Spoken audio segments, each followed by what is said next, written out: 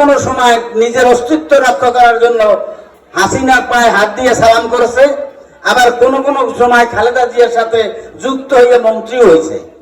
এখন 15 তারিখের আন্দোলনের সময় কয়দিন রাস্তায় দেখছেন ওনাকে কয়েন? আপনারা কয়দিন দেখছেন এই জামাত ইসলাম বা চরমনের হুজুর বা আরো কোন দল আছে আন্দোলন করতে রাস্তায় নামছে?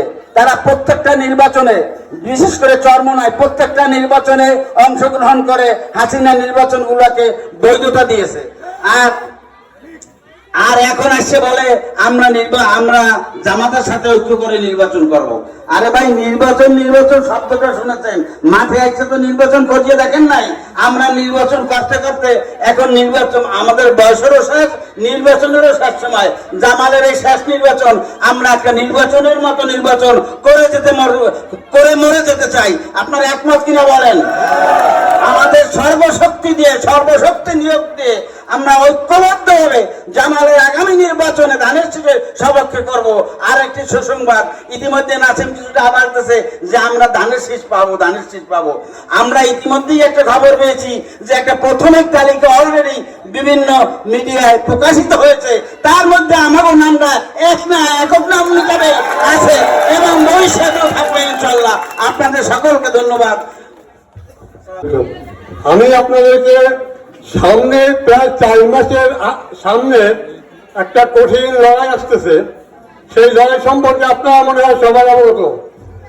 এখন বর্তমানে একটা কথা সংক্ষেপে না বললেই নয়, যাদের এই দেশে 5 হইতে 7% ভোট ছিল, তারা এবার বলে আমরা ক্ষমতায় যাব। তাহলে একটা ব্যাপার আছে না? এই যে বর্তমানে যে সরকার আসছে নতুন, এই সরকার একটা অভিযান চালাইছিল, অভিযানের নাম দিয়েছিল ডেভিল হান্ট। ডেভিল হান্টের নাম হলো শয়তান নিধন। ডেভিল মানে শয়তান, হান্ট মানে নিধন। শয়তান কি মারবে? বলবেন না, দুজন শয়তান মারবে না। তারা এখন বুদ্ধি দিতেছে তোমার রাষ্ট্রপতি, তোরা ক্ষমতায় যাবি, যাইতে পারবি না। শয়তানে অঙ্গী করে তোর রাষ্ট্রপতি হলে ক্ষমতা যাবি।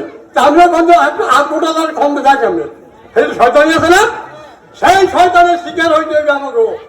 সাবধান, সবাইকে বললাম, প্রত্যেকটা ফ্যামিলিতে আপনারা আজ থেকে ধানের শীষে ভোট দেওয়ার জন্য সর্বাত্মক চেষ্টা করবে।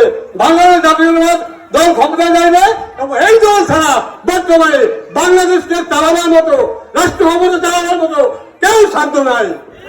আসসালামু আলাইকুম।